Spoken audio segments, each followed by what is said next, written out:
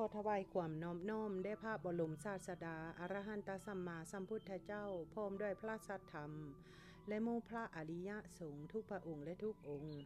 ขอน้อมนมัสการไปยังท่านพระอาจารย์ใหญ่พระมหาสมปองโมทิโตตลอดทั้งพ่อแม่ครูบาอาจารย์ทุกท่านขอสบายดีกันญาณมิตรกันญาณธรรมทุกท่านมื้อนี้มาพบกับข้าน้อยดาวกองมณีจันทร์อีกเส้นเคยซึ่งนำเอารายการเปิดคุมทรัพย์เพื่อฝึกตนฝึกใจฝึกอ่านฝึกสาธยายพระไตรปิฎกด้วยตนเองมาพบกับข้าน้อยในนามลูกศิษย์วัดวิหารธรรม USA เนาะแล้วก็มื้อนี้ข้าน้อยเองก็จะได้นำเอาพระสุตตันตปิฎกมัชฌิมานิกายมัชฌิมาปัญนาตขึ้นมาสาธยายก็จะขึ้นอยู่วรรคที่4ก็คือลาสะวรรคนั่นเองหมวดว่าด้วยพระราชาเนาะฉะนั้นค่ะข้าน้อยเองก็จะได้ขึ้นวรรคที่4อยู่ในมัชฌิมานิกายมัชฌิมาปัญนาตนี่เนาะเพราะว่าอย่างก็จะมีอยู่นำกัน5วรรคนั่นเองเนาะเพราะว่าจะเป็นนิกายที่2จังซี่เนาะค่ะได้เนาะแล้วก็เป็นมัชฌิมานิกายเล่มที่2จังซี่เนาะแล้วก็ยังมีอีกเล่มนึงก็คือเล่มที่4จะเป็นมัชฌิมานิกายอุปริปันธาสนั่นเองเนาะเพราะว่าตัวนั่นก็จะมีอยู่5วรรคแต่ว่าวรรคสุดท้ายก็จะมีอยู่52จะมีอยู่12สูตรเนาะฉะนั้นจึงรวมพระสูตรอยู่ในมัชฌิมานิกายนี่ก็จะมีอยู่ทั้งหมด152สูตรนั่นเองเนาะฉะนั้นข้าน้อยเองก็สาธยายเล่มที่13เนาะในคณะนี้คือมัชฌิมานิกายมัชฌิมาปัญนาตเนาะคือมีอยู่5วรรคละ10สูตรมื้อนี้ก็จะมาขึ้นสูตรที่จะมาขึ้นวรรคที่4ของเล่มนี้นั่นเองเนาะฉะนั้นก็จะถือโอกาสนี้ขอโอกาสไปยังท่านพระอาจารย์ใหญ่พระมหาสมปองโมทิโตตลอดทั้งพ่อแม่ครูบาอาจารย์ทุกท่านแล้วก็กัลยาณมิตรกัลยาณธรรมทุกท่านถ้าว่าผิดพลาดประการใดข้าน้อยเองดาวกงมณีจันทร์ก็ต้องกราบขออภัยไว้ในนะที่นี่อีกครั้งเนาะฉะนั้นก็มาในเพราะว่าอย่างเจ็บแค้นแหงไล่เนาะอย่างเจ็บแค้นแหงฉะนั้นก็ต้องกราบขออภัยหลายๆยกความเจ็บไว้นี่เนาะเพราะว่าหัวใจซื่นด้วยธรรมเนาะเสพธรรมะอันเป็นยาโอสถเนาะค่ะเนาะเพราะว่าความเจ็บอยู่ห่างภายนอกเนาะ ฉะนั้นยกความที่ว่า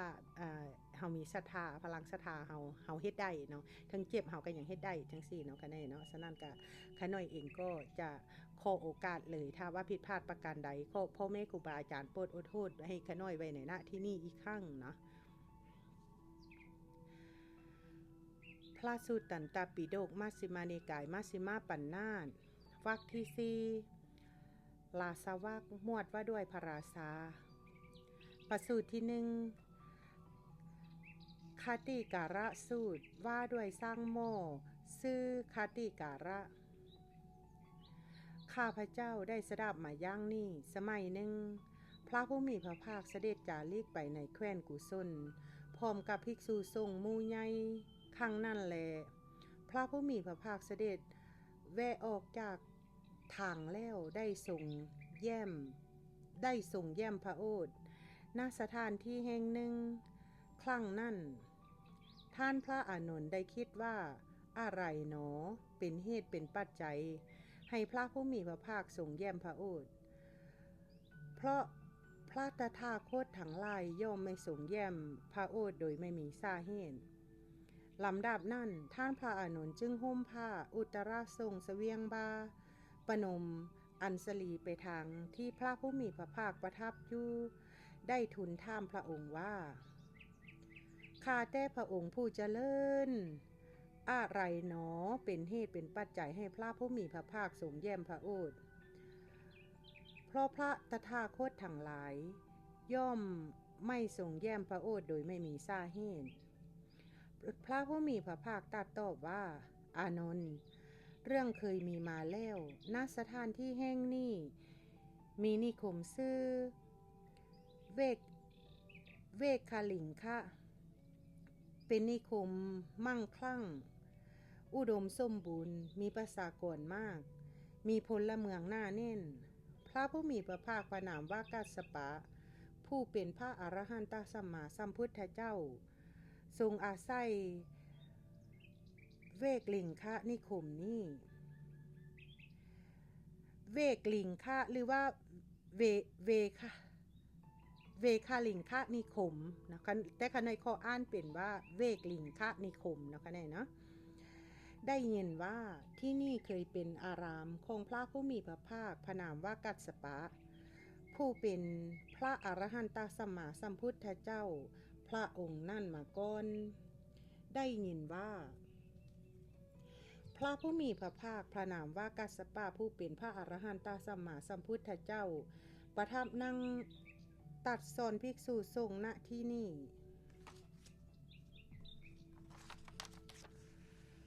ครั้งนั้นท่านพระอานนท์ได้ปูลาดผ้าสังฆาติเป็นซี่ซันถวายแล้วกราบทูลพระผู้มีพระภาคว่าข้าแต่พระองค์ผู้เจริญถ้าเส้นนั้นขอพระผู้มีพระภาคจงประทับนั่งณที่นี่เถิดภาคพื้นส่วนนี้จักเป็นส่วนที่พระอรหันตสัมมาสัมพุทธเจ้าทรงพระองค์ทรงใส่สอยพระผู้มีพระภาคประทับนั่งบนพุทธอาสนะที่ปูลาดไว้แล้วได้รับสั่งเรียกท่านพระอานนท์มาตรัสว่าอานนท์เรื่องเคยมีมาแล้วณสถานที่แห่งนี้มีนิคมชื่อเวกลิงคะเป็นนิคมมั่งคั่งอุดมสมบูรณ์มีประชากรมากมีพลเมืองหน้าแน่นพระผู้มีพระภาคพระนามว่ากัสสปะผู้เป็นพระอรหันตสัมมาสัมพุทธเจ้าทรงอาศัยเวกลิงคะนิคมนี้ได้ทรงอาศัยเวกลิงคะนิคมอยู่ได้ยินว่าที่นี่เคยเป็นอารามของพระผู้มีพระภาคพระนามว่ากัสสปะผู้เป็นพระอรหันตสัมมาสัมพุทธเจ้าพระองค์นั่นมาก่อนได้ยินว่าพระผู้มีพระภาคพระนามว่ากัสสปะผู้เป็นพระอรหันตสัมมาสัมพุทธเจ้าได้ประทับนั่งตรัสสอนภิกษุสงฆ์ณที่นี่อานนท์ในเวกลิงคะนิคมได้มีสร้างหม้อชื่อคติการะเป็นอุปถากผู้เลิศของพระผู้มีพระภาคพระนามว่ากัสสปะผู้เป็นพระอรหันตสัมมาสัมพุทธเจ้ามีมานพชื่อโชติปาละเป็นสหายที่รักกันของสร้างหม้อชื่อคติการะครั้งนั้นสร้างหม้อชื่อคติการะเรียกโชติปาละมานพมาก้าวว่ามาเถิดโชติปาละเพื่อนรักเราจะเข้าไปเฝ้าพระผู้มีพระภาคพระนามว่ากัสสปะผู้เป็นพระอรหันตสัมมาสัมพุทธเจ้าด้วยกันเพราะว่าการที่เราได้เห็นพระผู้มีพระภาคผู้เป็นพระอรหันตสัมมาสัมพุทธเจ้าพระองค์นั้นถือกันว่าเป็นความดีเมื่อสร้างหม้อชื่อคติการะก้าวย่างนี้แล้วโสติปาละมานพได้กล่าวว่าย่าเลยคติการะเพื่อนรักการเห็นพระสัมมณะหัวโล้นนั่นจะมีประโยชน์อะไรแม้ครั้งที่สองละถึงแม้ครั้งที่สามสร้างหม้อชื่อคติการะได้กล่าวกับโสติปาละมานพว่ามาเถิดโสติปาละเพื่อนรักเราจะเข้าไปเฝ้าพระผู้มีพระภาคพระนามว่ากัสสปะผู้เป็นพระอรหันตสัมมาสัมพุทธเจ้าด้วยกันเพราะว่าการที่เราได้เห็นพระผู้มีพระภาคผู้เป็นพระอรหันตสัมมาสัมพุทธเจ้าพระองค์นั้นถือกันว่าเป็นความดีแม้ครั้งที่สามโสติปาละมานพได้กล่าวว่าย่าเลยคติการะเพื่อนรักการเห็นพระสัมมณะล้นนั่นจะมีประโยชน์อะไรสร้างหม้อชื่อคติการะจึงกล่าวว่า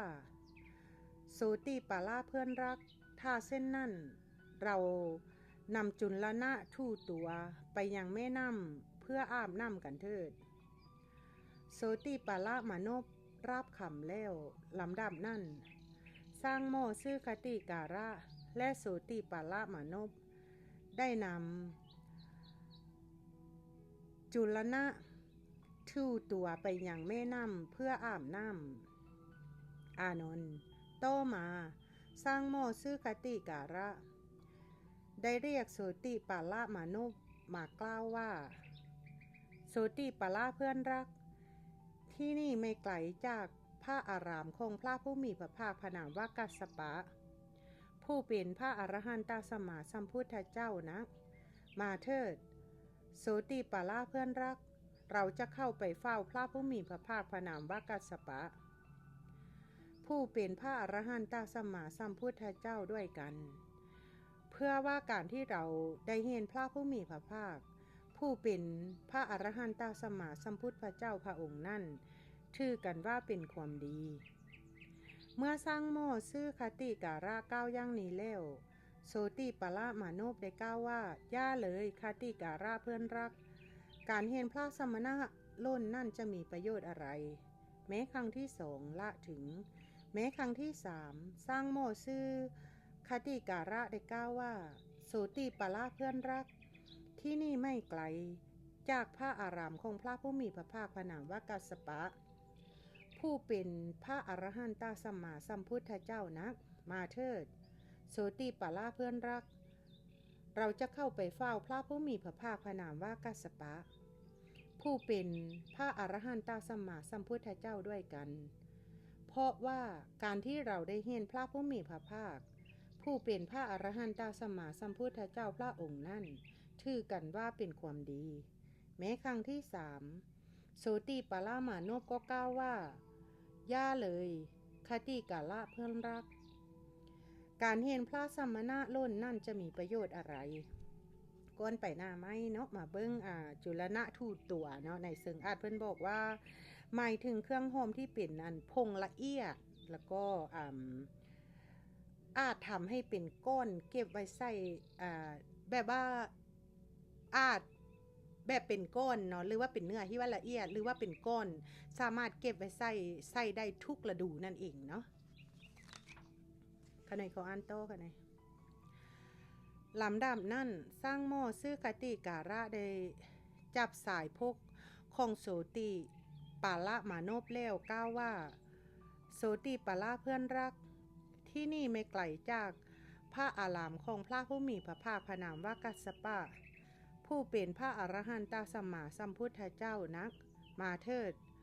โสติปาละเพื่อนรักเราจะเข้าไปเฝ้าพระผู้มีพระภาคพระนามว่ากัสสปะผู้เป็นพระอรหันตสัมมาสัมพุทธเจ้าด้วยกันเพราะว่าการที่เราได้เห็นพระผู้มีพระภาคผู้เป็นพระอรหันตสัมมาสัมพุทธเจ้าพระองค์นั้นถือกันว่าเป็นความดีลำดับนั้นโสติปาละมานพให้สร้างโมซื้อคติการะปล่อยสายพกแล้วกล่าวว่าย่าเลยคติการะเพื่อนรักการเห็นพระสมณะล้นนั่นจะมีประโยชน์อะไรสร้างโมซื้อคติการะนั่นจับที่พรมของโสติปาละมานพผู้อาบน้ำดำกล่าวแล้วกล่าวว่าโสติปาละเพื่อนรักที่นี่ไม่ไกลจากพระอารามของพระผู้มีพระภาคพระนามว่ากัสสปะผู้เป็นพระอรหันตสัมมาสัมพุทธเจ้านักมาเถิดโสติปาละเพื่อนรักเราจะเข้าไปเฝ้าพระผู้มีพระภาคพระนามว่ากัสสปะผู้เป็นพระอรหันตสัมมาสัมพุทธเจ้าด้วยกันเพราะว่าการที่เราได้เห็นพระผู้มีพระภาคผู้เป็นพระอรหันตสัมมาสัมพุทธเจ้าพระองค์นั่นถือกันว่าเป็นความดีต่อมาโสติปาละมานพได้คิดว่าน่าอัศจรรย์จริงไม่เคยปรากฏที่สร้างหม้อซื้อคติกาละผู้มีสกุลรุนศาสตร์ตั้มบังอาจมาจับพรมของเราผู้อาบน้ำดำกล้าวแล้วการที่เราจะไปด้วยนี่เห็นจะไม่ใช่เรื่องเล็กน้อยแล้วได้กล่าวกับสร้างหม้อซื้อคติกาละว่า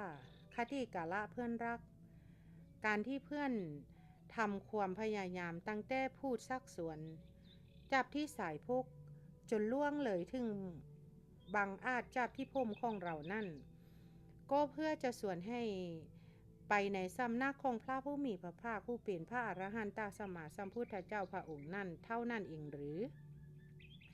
สร้างโมซื้อคติกาละกล่าวว่าเท่านั้นเองโสติปาละเพื่อนรักจริงอย่างนั่นการที่เราได้เห็นพระผู้มีพระภาคผู้เป็นพระอรหันตสัมมาสัมพุทธเจ้าพระองค์นั่นถือกันว่าเป็นความดี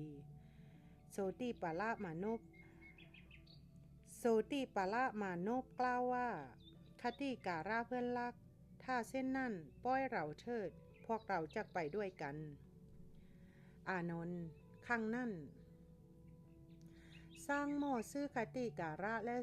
โสติปละมานพได้เข้าไปเฝ้าพระผู้มีพระภาคพระนามว่ากัสสปะผู้เป็นพระอรหันตสัมมาสัมพุทธเจ้าถึงที่อยู่ถึงที่ประทับต้องกราบขออภัยสร้างหม้อซื้อคติกาละถวายอภิวาทพระผู้มีพระภาคพระนามว่ากัสสปะผู้เป็นพระอรหันตสัมมาสัมพุทธเจ้าแล้วนั่งหน้าที่สมควรส่วนโสติปาละมานพได้สนทนาป่าใส่โพเป็นที่บันเทิงใจ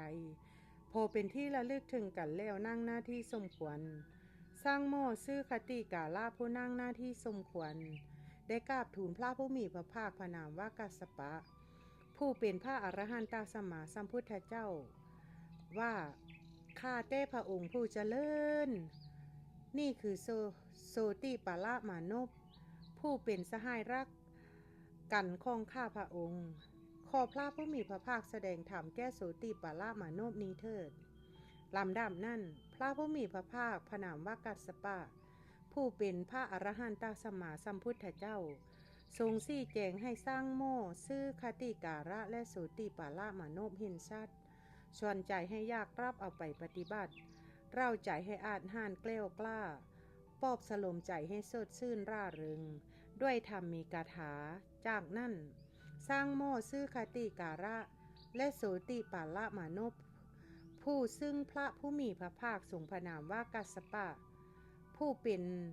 พระอรหันตสัมมาสัมพุทธเจ้าทรงชี้แจงให้เห็นชัดชวนใจให้อยากรับเอาไปปฏิบัติเร้าใจให้อาจห่านเกลี้ยวกล้าปอบสลมใจให้สดชื่นร่าเริงด้วยธรรมมีกถาแล้วชื่นชมยินดีพระภาสิทธิ์ของพระผู้มีพระภาคพระนามว่ากัสสปะผู้เป็นพระอรหันตสัมมาสัมพุทธเจ้าแล้วลูกจากที่นั่งถวายอภิวาทพระผู้มีพระภาคพระนามว่ากัสสปะผู้เป็นพระอรหันตสัมมาสัมพุทธเจ้ากระทำประทักษิณแล้วจากไปอานนท์ครั้งนั้นโสติปาละมานพได้ถามสร้างโม่ซื้อคติกาละว่าคติกาละเพื่อนรักท่านเมื่อฟังธรรมนี่หลังจากนี้จะออกจากเรือนบวชเป็นบรรพชิตหรือไม่สร้างโม่ซื้อคติการะตอบว่าโสติปาละเพื่อนรักท่านก็รู้อยู่มิใช่หรือว่าเราต้องเลี้ยงดูมารดาบิดาซึ่งเป็นคนตาบอดและแก้สลาก้นไปหน้าไม่มาเบิ้งเสียงอัดทำมีกระทาเนาะเพิ่นบอกว่าไหนที่นี่หันไม่ถึงทำมีกระทาที่เกี่ยวข้องกับขันที่เคยอยู่อาศัยในชาติก้นเพื่อการได้สติขึ้นมาหันเองเนาะโสติปาละมานพจึงกล่าวว่าคติกาละเพื่อนรักถ้าเช่นนั้นเราจะออกจากเรือนบวชเป็นบรรพชิตเองลำดับนั้นสร้างโม่ซื้อคติการะและโสติปาละมานพได้เข้าไปเฝ้าพระผู้มีพระภาคพระนามว่ากัสสปะผู้เป็นพระอรหันตสัมมาสัมพุทธเจ้าถึงที่ประทับถวายอภิวาทแล้วนั่งหน้าที่สมควรสร้างโม่ซื้อคติการะได้กราบทูลว่าข้าแต่พระองค์ผู้เจริญนี่คือโสติปาละมานพผู้เป็นสหายรักกันของข้าพระองค์ขอพระผู้มีพระภาคจงทรงบวชให้โสติปาละมานพนี้ด้วยเถิดโสติปาละมานพได้บรรพชาอุปสมบทแล้วในสำนักของพระผู้มีพระภาคพระนามว่ากัสสปะผู้เป็นพระอรหันตสัมมาสัมพุทธเจ้าเรื่องพระเจ้ากาสีพระนามว่ากิกีอานนท์ครั้งนั้น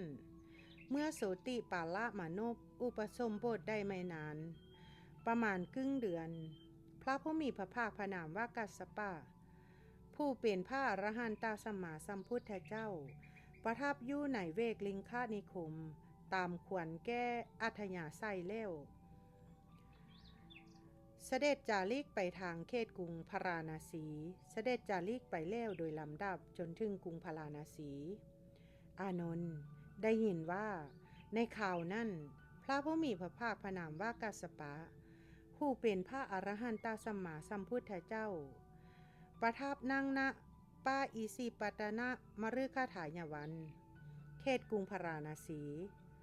พระเจ้ากาสีทรงพระนามว่ากิกีทรงสดับข่าวว่า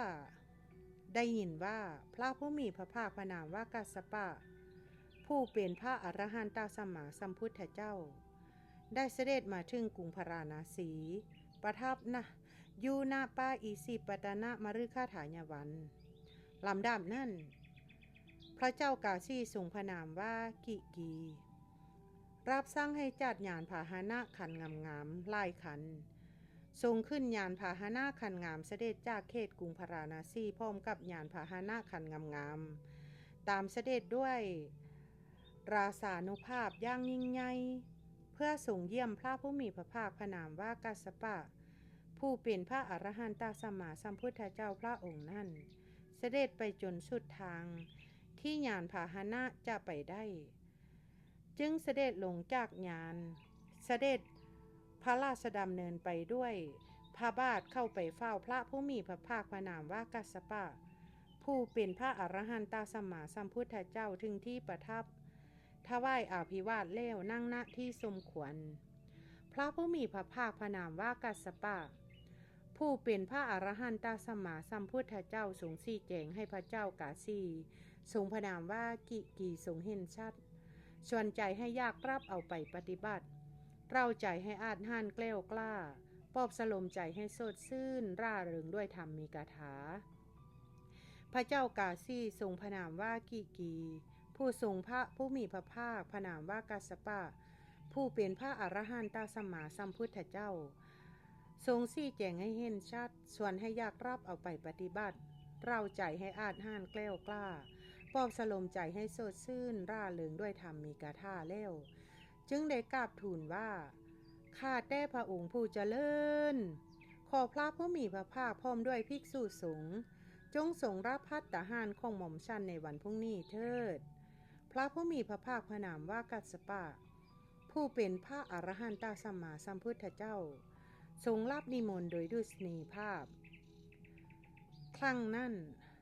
พระเจ้ากาสีพระนามว่ากิกีทรงทราบอาการที่พระผู้มีพระภาคพระนามว่ากัสสปะผู้เป็นพระอรหันตสัมมาสัมพุทธเจ้าทรงรับนิมนต์แล้วจึงส่งลูกจากที่ประทับถวายอาภิวาททรงกระทำประทักษิณแล้วเสด็จจากไปเมื่อล่วงลาตีนั่นไปพระเจ้ากาสีพระนามว่ากิกีได้รับสั่งให้ตกแต่งของเขี้ยวของฉันอันประณีตล้วนเป็นข้าวสาลีซึ่งอ้อนและละมุ่มข้าวสาลีซึ่งอ้อนละมุนเก็บกากออกหมดแล้วมีแกงและกับหลายอย่างในพระราชนิเวศของเท้าเธอแล้วรับสั่งให้ราชบุตรกราบทูลภัตตาการแด่พระผู้มีพระภาคพระนามว่ากัสสปะผู้เป็นพระอรหันตสัมมาสัมพุทธเจ้าว่าข้าแต่พระโคดมผู้เจริญได้เวลาแล้วภัตตาหารสำเร็จแล้วพระพุทธเจ้าค่ะอานนท์คันเวลาเช้าพระผู้มีพระภาคพระนามว่ากัสสปะผู้เป็นพระอรหันตสัมมาสัมพุทธเจ้าทรงของอันตราวาสกถือบาทและจีวรเสด็จเข้าไปยังพระราชนิเวศของพระเจ้ากาสีพระนามว่ากิกีประทับนั่งบนพุทธอาสนะที่ปูลาดไว้แล้วพร้อมด้วยภิกษุสงฆ์ลำดับนั้นพระเจ้ากาสีพระนามว่ากิกีทรงอังคาดภิกษุสงฆ์มีพระพุทธเจ้าเป็นประมุขให้อิ่มน้ำสำราญด้วยของเคี้ยวของสันอันประณีตด้วยพระองค์เองเมื่อพระผู้มีพระภาคพระนามว่ากัสสปะผู้เป็นพระอรหันตสัมมาสัมพุทธเจ้าเสวยเสร็จทรงวางพระหัตถ์แล้วพระเจ้ากาสีทรงพระนามว่ากิกีก็เรียกประทับนั่งณที่สมควรที่ใดที่หนึ่งซึ่งต่ำกว่าแล้วได้กราบทูลว่าข้าแต่พระองค์ผู้เจริญขอพระผู้มีพระภาคทรงรับนิมนต์การอยู่จำพรรษาณกรุงพาราณสีของหม่อมฉันเถิดพ ระทรงจักได้รับการบำรุงเห็นปานนี้พระผู้มีพระภาคพระนามว่ากัสสปะผู้เป็นพระอรหันตสัมมาสัมพุทธเจ้าตรัสว่าย่าเลยมหาบพิตรอาตมาภาพรับนิมนต์การยุจำพรรษาไว้แล้วแม้ครั้งที่2ละถึงแม้ครั้งที่3พระเจ้ากาสีพระนามว่ากีได้กราบทูลว่าข้าแต่พระองค์ผู้เจริญขอพระผู้มีพระภาคทรงรับนิมนต์กันยุจำพรรษาหน้ากรุงพาราณสีของหม่อมชันเถิดพระทรงจะได้รับการบำรุงเห็นปานนี้พระผู้มีพระภาคพระนามว่ากัสสปะผู้เป็นพระอรหันตสัมมาสัมพุทธเจ้าตรัสว่าย่าเลยมหาบพิตรอาตมาภาพรับนิมนต์การยุจำพรรษาไว้แล้วครั้งนั้นพระเจ้ากาสีพระนามว่ากีทรงเสียพระทัยทรงโทมนัสว่าพระผู้มีพระภาคพระนามว่ากัสสปะผู้เป็นพระอรหันตสัมมาสัมพุทธเจ้าไม่ทรงรับนิมนต์การยุจำพรรษาณกรุงพาราณสีของเราจากนั้นได้ทูลถามว่าข้าแต่พระองค์ผู้เจริญมีใครอื่นที่เป็นผู้อุปถากยิ่งกว่าหม่อมชันหรือพระพุทธเจ้าคะพระกัสสปะพุทธเจ้าทรงสรรเสริญสร้างโมซื่อคติการะพระผู้มีพระภาคพระนามว่ากัสสปะผู้เป็นพระอรหันตสัมมาสัมพุทธเจ้าตรัสว่ามหาบพิตรมีนิคมซื่อเวกลิงคะสร้างโมซื่อคติการะอยู่ในนิคมนั้นเข้าเป็นอุปถากผู้เลิศของอาตมาภาพพระองค์ทรงเสียพระทัยมีความโทมนัสว่าพระผู้มีพระภาคพระนามว่ากัสสปะผู้เป็นพระอรหันตสัมมาสัมพุทธเจ้าไม่ทรงรับนิมนต์การยุจำพรรษาในกรุงพาราณสีของเราแต่ความเสียใจและความโทมนัสนั่นย่อมไม่มีและจักไม่มีแก่สร้างโมซื่อคติการะเพราะสร้างโมซื่อคติการะถึงพระพุทธเจ้าเป็นสารณะถึงพระธรรมเป็นสารณะถึงพระสงฆ์เป็นสารณะเว้นขาดจากปาณาติบาตการฆ่าสัตว์เว้นขาดจากอาทินนาทานการลักทรัพย์เว้นขาดจากกาเมสุมิจฉาจารการประพฤติผิดในกรรมเว้นขาดจากมุสาวาทการพูดเท็จเว้นขาดจากสุราเมลัยเว้นขาดจากสุราเมรัยมัชฌปมาทฐานาการเสพของมึนเมาคือสุราและเมลัยอันเป็นเหตุแห่งความประมาทสร้างโมซื่อคติกาละเป็นผู้ประกอบด้วยความเลื่อมใสมั่นคงในพระพุทธเจ้าเป็นผู้ประกอบด้วยความเลื่อมใสมั่นคงในพระธรรมเป็นผู้ประกอบด้วยความเลื่อมใสมั่นคงในพระสงฆ์ประกอบด้วยศีลที่พระอริยะรักใคร่สร้างโมซื่อคติการะเป็นผู้หมดความสงสัยในทุกข์เป็นผู้หมดความสงสัยทุกขสมุทัยเป็นผู้หมดความสงสัยในทุกขานิโรธเป็นผู้หมดความสงสัยในทุกขานิโรธคามินีปฏิปทาบริโภคพัดมือเดียวเป็นพรหมจารีมีศีลมีกัญญาณธรรมไม่ใช่แก้วมณีและทองคำเป็นเครื่องประดับปราศจากการใส่ทองและเงินมหาบพิตรสร้างโมซื่อคติการะไม่ใช่พลัวไม่ใช่ลั่วและมือของตนขุดแผ่นดินหาบแต่ดินลิมดลิงที่พังหรือคุยหนูขันหน่วยอ่านคำนี้ผิดก็ต้องกล้าขออภัยคุยหนูมาให้ทำเป็นภาชนะแล้วก้าวย่างนี้ว่าผู้ต้องการภาชนะสำหรับใส่ข้าวสารใส่ทั่วเขียวใส่ทั่วดำขอให้นำภาชนะที่ต้องการนั่นไปเถิดสร้างโมซื่อคติกาละเลี้ยงดูมารดาบิดาซึ่งเป็นคนตาบอดและแก้สลาหลังจากตายแล้วสร้างโมซื่อคติการะจะเป็นโอปปาติกะพ่อโอลัมภาคิยาสังโยชน์5ประการสิ้นไปจากปรินิพพานในภพนั่นไม่ต้องกลับมาจากโลกนั้นอีกมหาบพิตรสมัยหนึ่ง อาตมาภาพอยู่ที่นิคมซื้อเวกลิงค่านั่นเองคันเวลาเศร้าอาตมาภาพของอันตราวาโศกถือบาทและจีวรเข้าไปห้ามารดาบิดาของสร้างหม้อซื้อคติการะถึงที่ยู่แล้วได้ถามว่าดูเถิดนี่ควรห้าอาหารไปที่ไหนเสียเล่ามารดาบิดาของสร้างหม้อซื้อคติการะทูลตอบว่า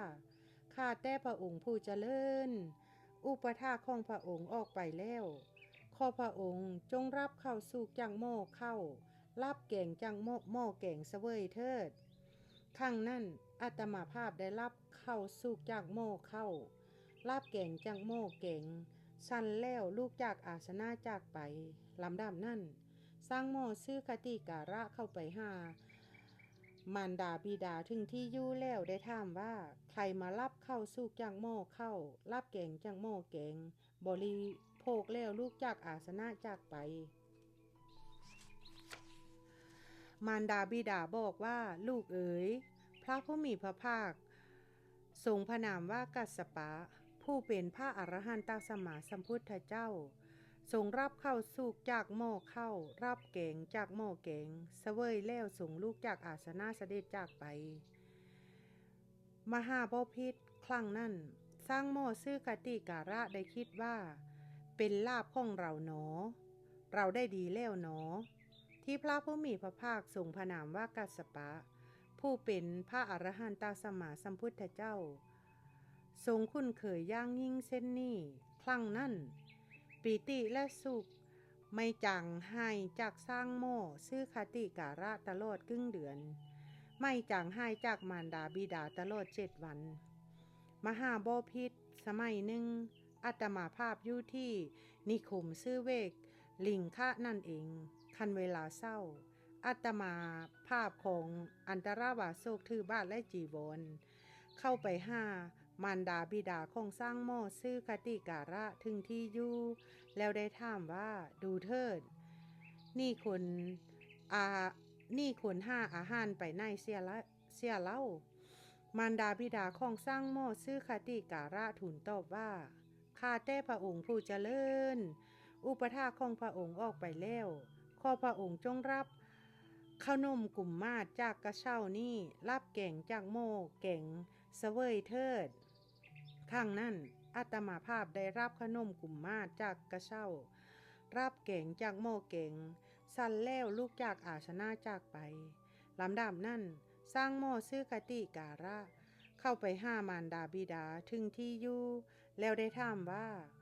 ใครมารับข้าวนมกุมมาศจากกระเช้ารับแกงจากหม้อแกงบริโภคแล้วลูกจากอาสนะจากไปมารดาบิดาบอกว่าลูกเอ๋ยพระผู้มีพระภาคพระนามว่ากัสสปะผู้เป็นอรหันตสัมมาสัมพุทธเจ้าทรงรับขนมกุมมาศจากกระเช้ารับแกงจังหม้อแกงเสวยแล้วส่งลูกจากอาสนะเสด็จจากไปมหาบพิตรครั้งนั้นสร้างหม้อซื้อคติกาละได้คิดว่าเป็นลาภของเราหนอเราได้ดีแล้วหนอที่พระผู้มีพระภาคพระนามว่ากัสสปะผู้เป็นพระอรหันตสัมมาสัมพุทธเจ้าทรงคุ้นเคยอย่างยิ่งเส้นนี้ครั้งนั้นปีติและสุขไม่จางหายจากสร้างหม้อซื้อคติกาละตลอดครึ่งเดือนไม่จางหายจากมารดาบิดาตลอด7 วันมหาบพิตรสมัยหนึ่งอาตมาภาพอยู่ที่นิคมซื้อเวกลิงค่านั่นเองคณะนั่นกุฏิรั่วจึงเรียกภิกษุทั้งหลายมากล่าวว่าภิกษุทั้งหลายเธอทั้งหลายจงไปดูว่าในเรือนของสร้างหม้อซื้อคติการะมีหญ้าหรือไม่อาตมาภาพกล่าวอย่างนี้ว่าอาตมาภาพกล่าวอย่างนี้แล้วภิกษุเล่านั่นไปดูกลับมาแล้วได้กล่าวกับอาตมาภาพว่าข้าแต่พระองค์ผู้เจริญที่เรือนของสร้างหม้อซื้อคติกาละไม่มีหญ้ามีแต่หญ้าที่มุงหลังคาเรือนของเขาเท่านั้นอาตมาภาพจึงได้สั่งภิกษุทั้งหลายว่าภิกษุทั้งหลายเธอทั้งหลายจงพากันไปเอาไปลื้อจงพากันไปลื้อหญ้าที่มุงหลังคาเรือนของสร้างหม้อซื้อคติการะภิกษุเล่านั่นได้ไปลื้อหญ้าท ที่มุงหลังคาเรือนของสร้างโมซื้อคติการะครั้งนั้นมารดาบิดาของสร้างโมซื้อคติการะได้กล่าวกับภิกษุเล่านั้นว่าพวกใครเล่ามารื้อหญ้ามุงหลังคาเรือนภิกษุหังหลายตอบว่าคุณโยมกุฏิของพระผู้มีพระภาคพระนามว่ากัสสปะผู้เป็นพระอรหันตสัมมาสัมพุทธเจ้ารั่วมารดาบิดาสร้างโมซื้อคติกะมารดาบิดาของสร้างโมซื้อคติการะได้กล่าวว่านำไปเถิดเจ้าค่ะนำไปตามสะดวกเถิดพระคุณเจ้าครั้งนั้นสร้างโมซื้อคติการะเข้าไปหามารดาบิดาถึงที่อยู่แล้วถามว่าพวกใครเล่ามาลื้อหญ้ามุงหลังคาเรือนมารดาบิดาตอบว่าลูกเอ๋ยภิกษุหังหลายบอกว่ากุฏิของพระผู้มีพระภาคพระนามว่ากัสสปะผู้เป็นพระอรหันตสัมมาสัมพุทธเจ้ารั่วลำดับนั้นสร้างโมซื้อคติการะได้คิดว่าเป็นลาภของเราหนอเราได้ดีแล้วหนอที่พระผู้มีพระภาคพระนามว่ากัสสปะผู้เป็นพระอรหันตสัมมาสัมพุทธเจ้าทรงคุ้นเคยอย่างยิ่งเส้นนี้ครั้งนั้นปีติและสุขไม่จางหายจากสร้างโมซื้อคติการะตลอดครึ่งเดือนไม่จางหายจากมารดาบิดาตลอด7 วันมหาบพิตรครั้งนั้นเดือนที่สร้างโมซื้อคติการะอาศัยอยู่หลังนั้นมีอากาศเป็นหลังคาอยู่ตลอด3 เดือนถึงฝนตกก็ไม่รั่วสร้างโมซื้อคติการะมีขุนเส้นนี้พระเจ้ากาสีทรงพระนามว่ากีกราบทูลว่าข้าแต่พระองค์ผู้เจริญเป็นลาภของสร้างโมซื้อคติการะหนอสร้างโมซื้อคติการะได้ดีแล้วหนอที่พระผู้มีพระภาคทรงคุ้นเคยอย่างยิ่งเส้นนี้อานนท์ครั้งนั้นพระเจ้ากาสีพระนามว่ากีทรงให้ราชบุรุษทรงเกวียนบรรทุกข้าวสารเข้าบรรดุมุที่กาซาหลีประมาณ500 เล่มเกวียนและเครื่องแกงพอสมควรกับข้าวสารนั่นไปพระราชทานแก่สร้างโมซื้อคติการะราชบุรุษทั้งหลายเข้าไปหาสร้างโมซื้อคติการะแล้วได้กล่าวว่าท่านผู้เจริญนี่ข้าวสารข้าวบันดูมุดิกะซาลีประมาณ500 เล่มเกวียนและเครื่องแกงพอสมควรกับข้าวสารนั่นพระเจ้ากีกาสีทรงมาพระราชทานแก่ท่านแล้วจงรับของพระราชทานเล่านั่นไว้เถิดสร้างโมซื้อคติการะกล่าวว่าพระราชามีพระราชกิจมากมีพระราชกรณียกิจมากสิ่งของที่พระราชทานมานี่อย่าเป็นของข้าพเจ้าเลยจงเป็นของหลวงเถิดอานนท์เธอคงจะคิดอย่างนี้ว่าสมัยนั้นโสติปละมานพคงเป็นคนอื่นเป็นแน่แต่เธอไม่ควรเห็นอย่างนั้นสมัยนั้นเราก็คือโสติปละมานพนั่นเองพระผู้มีพระภาคได้ตรัสภาษิตนี้แล้วท่านพระอานนท์มีใจยินดีชื่นชมพระภาษิตของพระผู้มีพระภาคดังนี้แลคติกาลสูตรที่1จบสูตรที่2รัฐปาละสูตรว่าด้วยพระรัฐปาละพราหมณ์และขหบดีชาวเมืองทุลละโกธิตะเข้าเฝ้าข้าพเจ้าได้สดับมาอย่างนี้สมัยหนึ่งพระผู้มีพระภาคเสด็จจาริกไปในแคว้นกุศลต้องกราบขออภัยสมัยหนึ่งพระผู้มีพระภาคเสด็จจาริกไปในแคว้นกุลุพร้อมกับภิกษุสงฆ์หมู่ใหญ่เสด็จถึงนิคมของสาวกุลุชื่อทุลละโกธิตะพราหมณ์และขหบดีทั้งหลายสาวทุลละโกธิตะนิคมได้สดับข่าวว่าได้ยินว่าพระสัมมานาโคดมเป็นสากยะบุตรเสด็จออก ผนวดจากสากยะตระกูลทรงจาริกไปในแคว้นกุลุพร้อมด้วยภิกษุสงฆ์หมู่ใหญ่เสด็จถึง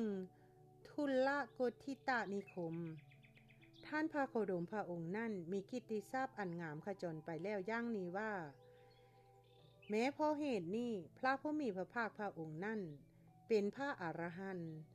ตรัสรู้ด้วยพระองค์เองโดยชอบเพียบพร้อมด้วยวิสาและจารณะ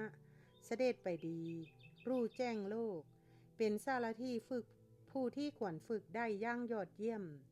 เป็นศาสดาของเทวดาและมนุษย์ทั้งหลายเป็นพระพุทธเจ้าเป็นพระผู้มีพระภาคพระองค์ทรงรู้แจ้งโลกนี้พร้อมทางเทวโลกมารโลกพรหมโลกและหมู่สัตว์พร้อมทางสมณพราหมณ์เทวดาและมนุษย์ด้วยพระองค์เองแล้วจึงประกาศให้ผู้อื่นรู้ตามทรงแสดงธรรมมีความงามในเบื้องต้นมีความงามในท่ามกลางและมีความงามในที่สุด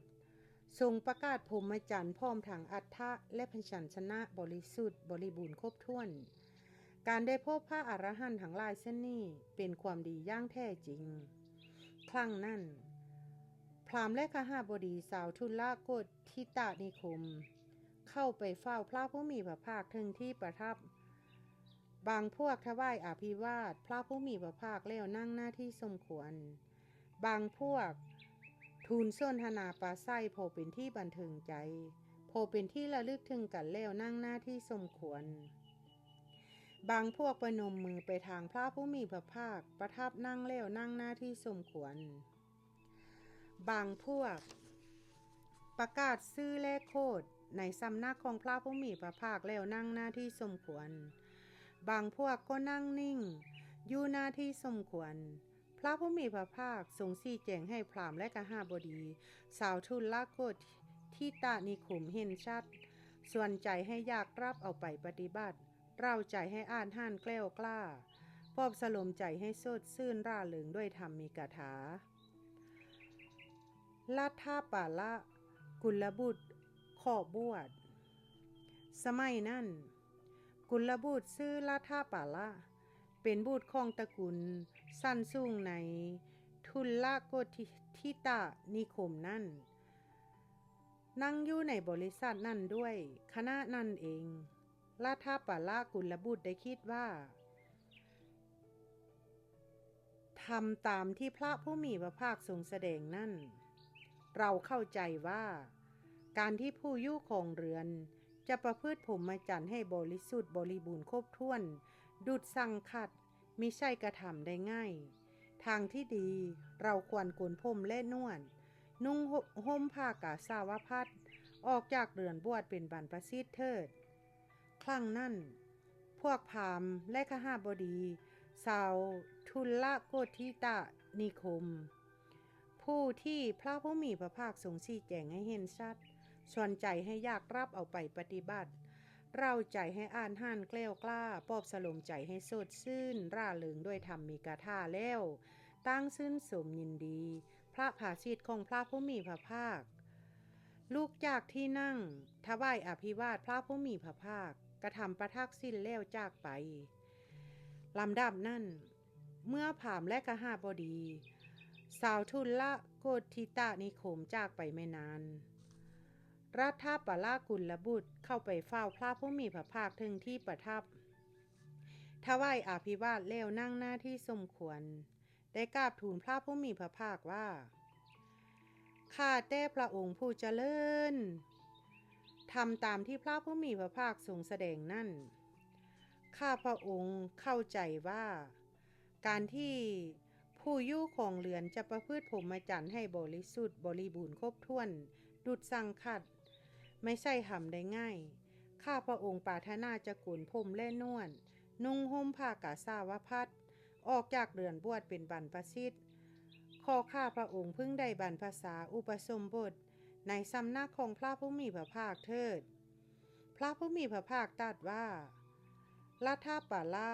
มารดาบิดาอนุญาตให้เธอออกจากเรือนบวชเป็นบรรพชิตแล้วหรือลัทธปาละกุลบุตรกราบทูลว่ายังมิได้อนุญาตพระพุทธเจ้าค่ะพระผู้มีพระภาคตรัสว่าลัทธปาละพ ระตถาคตทั้งหลายย่อมไม่ให้บวชให้กุลบุตรที่มารดาบิดายังมิได้อนุญาตรัฐปรากุลบุตรกราบทูลว่าข้าพระองค์จักหาวิธีให้มารดาบิดาอนุญาตให้ข้าพระองค์ออกจากเรือนบวชเป็นบรรพชิตพระพุทธเจ้าค่ะครั้งนั้นรัฐปรากุลบุตรจะลุกจากที่นั่งถวายอภิวาทพระผู้มีพระภาคกระทำประทักษิณแล้วเข้าไปหามารดาบิดาถึงที่อยู่แล้วกล่าวว่าคุณพ่อคุณแม่ทำตามที่พระผู้มีพระภาคทรงแสดงนั่นลูกเข้าใจว่าการที่ผู้อยู่ของเรือนจะประพฤติพรหมจรรย์ให้บริสุทธิ์บริบูรณ์ครบถ้วนดุจสั่งขัดไม่ใช่ทำได้ง่ายลูกปรารถนาจะโกนผมและนวดนุ่งห่มผ้ากาสาวพัสออกจากเรือนบวชเป็นบรรพชิตขอคุณพ่อคุณแม่โปรดอนุญาตให้ลูกออกจากเรือนบวชเป็นบรรพชิตเถิดเมื่อรัฐปรากุลบุตรก้าวย่างนี้แล้วมารดาบิดาของรัฐปรากุลบุตรได้กล่าวว่าพ่อรัฐปราเจ้าเป็นลูกชายคนเดียวเป็นที่รักเป็นที่ชอบใจของพ่อแม่เจริญเติบโตมาด้วยความสุขสบายได้รับการเลี้ยงดูมาย่างดีลูกไม่รู้จักความทุกข์แม้แต่น้อยมาเถิดพ่อรัฐปราลูกจงบริโภคจงดื่มจงให้เข้าปรนนิบัติลูกเมื่อกำลังบริโภคกำลังดื่มกำลังให้เข้าปรนนิบัติอยู่นั่นจงยินดีบริโภคกามไปพลางทำบุญไปพลางเถิดพ่อแม่จะไม่อนุญาตให้ลูกออกจากเรือนบวชเป็นบรรพชิตถึงลูกจะตายพ่อแม่ก็ไม่ปรารถนาจะให้ลูกปรารถนาจะจากลูกเหตุไฉนพ่อแม่จักอนุญาตให้ลูกซึ่งยังมีชีวิตอยู่ออกจากเรือนบวชเป็นบรรพชิตเล่าแม้ครั้งที่2ละถึงแม้ครั้งที่3รัฐปรากุลบุตรได้กล่าวว่าคุณพ่อคุณแม่ทำตามที่พระผู้มีพระภาคทรงแสดงนั่นลูกเข้าใจว่าการที่บุคคลผู้ครองเรือนจะประพฤติพรหมจรรย์ให้บริสุทธิ์บริบูรณ์ครบถ้วนดุจสั่งขัดไม่ใช่ทำได้ง่ายลูกปรารถนาจะโกนผมและนวดนุ่งห่มผ้ากาสาวพัสออกจากเรือนบวชเป็นบรรพชิตขอคุณพ่อคุณแม่โปรดอนุญาตให้ลูกออกจากเรือนบวชเป็นบรรพชิตเถิดแม้ครั้งที่3มารดาบิดาของรัฐปรากุลบุตรก็ได้กล่าวว่าพ่อรัฐปราเจ้าเป็นลูกชายคนเดียวเป็นที่รักเป็นที่ชอบใจของพ่อแม่เจริญเติบโตมาด้วยความสุขสบายได้รับการเลี้ยงดูมาด้วยย่างดีลูกไม่รู้จักความทุกข์แม้แต่น้อยมาเถิดพ่อรัฐปราลูกจงบริโภคจงดื่มจงให้เข้าปรนนิบัติอยู่เถิดลูกเมื่อกำลังบริโภคกำลังดื่มกำลังให้เข้าปรนนิบัติอยู่จงยินดีบริโภคกามไปพลางทำบุญไปพลางเถิดพ่อแม่จะไม่อนุญาตให้ลูกออกจากเรือนบวชเป็นบรรพชิตถึงลูกจะตายพ่อแม่ก็ไม่ปรารถนาจะจากลูกเหตุไฉนพ่อแม่จักอนุญาตให้ลูกซึ่งมีชีวิตอยู่ออกจากเรือนบวชเป็นบรรพชิตเล่ามารดาบิดาไม่อนุญาตให้บวชครั้งนั้นรัฐปรากุลบุตรคิดว่ามารดาบิดาไม่อนุญาตให้เราออกจากเรือนบวชเป็นบรรพชิตแน่จึงนอนบนพื้นอันไม่มีเครื่องปูลาดหน้าที่นั่นเองด้วยตั้งใจว่าเราจักตายหรือจักได้บวชก็ที่ตรงนี้แหละเขาจึงไม่บริโภคอาหารตั้งแต่1 มื้อ2 มื้อ3 มื้อ4 มื้อ5 มื้อ6 มื้อจนถึง7 มื้อครั้งนั้นมารดาบิดาของรัฐปรากุลบุตรได้กล่าวว่าพ่อรัฐปราเจ้าเป็นลูกชายคนเดียวเป็นที่รักเป็นที่ชอบใจของพ่อแม่เจริญเติบโตมาด้วยความสุขสบายได้รับการเลี้ยงดูมาย่างดีลูกไม่รู้จักความทุกข์แม้แต่น้อย จงลุกขึ้นเถิดพ่อละท่าป่าละลูกจงบริโภคจงดื่มจงให้ข้าวปรนนิบัติอยู่เถิดลูกเมื่อกำลังบริโภคกำลังดื่มกำลังให้ข้าวปรนนิบัติอยู่จงยินดีบริโภคกรรมไปพลางทำบุญไปพลางเถิดพ่อแม่จะไม่อนุญาตให้ลูกออกจากเรือนบวชเป็นบรรพชิตถึงลูกจะตายพ่อแม่ก็ไม่ปรารถนาจะจากลูกเหตุไฉนพ่อแม่จักอนุญาตให้ลูกซึ่งมีชีวิตอยู่ออกจากเรือนบวชเป็นบรรพชิตเล่าจงลุกขึ้นเถิดพ่อละท่าป่าละลูกจงบริโภคจงดื่มจงให้ข้าวปรนนิบัติอยู่เถิดลูกเมื่อกำลังบริโภคกำลังดื่มกำลังให้ข้าวปรนนิบัติจงยินดีบริโภคกรรมไปพางทำบุญไปพางเถิดก่อนอ่านต่อเนาะมาเบิ้งสึงอาจมาเบิ้งว่าบริโภคกรรมนะเพิ่นบอกว่าในที่นี่หมายถึงบริโภคคือใส่ซอยโภคทรัพย์ร่วมกับบุตรและภรรยาเนาะแล้วก็ทำบุญหั่นในที่นี้หันหมายถึงปราลบพระพุทธเจ้าพระธรรมพระสงฆ์กระทำกุศลมีการเพิ่มให้ทานเป็นต้นแล้วก็ทากทางไปสู่สุคติโลกสวรรค์เพิ่นได้บอกไว้จังซั่นเนาะแล้วก็คะแนนก็อ่านต่อพ่อแม่จะไม่อนุญาตให้ลูกออกจากเรือนบวชเป็นบรรพชิตถึงลูกจะตายพ่อแม่ก็ไม่ปรารถนาจะจากลูกเหตุไฉนพ่อแม่จักอนุญาตให้ลูกซึ่งมีชีวิตอยู่ออกจากเรือนบวชเป็นบรรพชิตเล่าเมื่อมารดาบิดาก้าวย่างนี้แล้วราธาปลากุลบุตรก็ได้นิ่งเฉยแม้ครั้งที่สองมารดาบิดาของราธาปลากุลบุตรก็ได้กล่าวว่าละถึงแม้ครั้งที่สองราธาปลากุลบุตรก็ได้นิ่งเฉยแม้ครั้งที่สามมารดาบิดาของราธาปลากุลบุตรก็ได้กล่าวว่าพ่อราธาปลาเจ้าเป็นลูกคนเดียวเป็นที่รักเป็นที่ชอบใจของพ่อแม่เจริญเติบโตมาด้วยความสุขสบายได้รับการเลี้ยงดูมาอย่างดีพ่อราธาปลาลูกไม่รู้จักความทุกข์แม้แต่น้อยจงลุกขึ้นมาเถิดพ่อราธาปลาลูกจงบริโภคจงดื่มจงให้ข้าวปรนนิบัติอยู่เถิดลูกเมื่อกำลังบริโภคกำลังดื่มกำลังให้ข้าวปรนนิบัติอยู่จงยินดีบริโภคกามไปพางทำบุญไปพางเถิดพ่อแม่จะไม่อนุญาตให้ลูกออกจากเรือนบวชเป็นบรรพชิตถึงลูกจะตายพ่อแม่ก็ไม่ปรารถนาจะจากลูกเหตุไฉนพ่อแม่จักอนุญาตให้ลูกซึ่งมีชีวิตอยู่ออกจากเรือนบวชเป็นบรรพชิตเล่าจงลุกขึ้นพ่อราธาปลาลูกจงบริโภคจงดื่มละถึงลูกจะตายพ่อแม่ก็ไม่ปรารถนาจะจากลูกเหตุไฉนพ่อแม่จักอนุญาตให้ลูกซึ่งมีชีวิตอยู่ออกจากเรือนบวชเป็นบรรพชิตเล่าแม้ครั้งที่สามราธาปลากุลบุตรก็ได้นิ่งเฉยเพื่อนช่วยอ้อนวอนขออนุญาตให้บวชครั้งนั้นพวกเพื่อนของราธาปลากุลบุตรพากันเข้าไปหาราธาปลากุลบุตรถึงที่อยู่แล้วได้กล่าวว่าราธาปลาเพื่อนรักเพื่อนเป็นลูกชายคนเดียวเป็นที่รักเป็นที่ชอบใจของพ่อแม่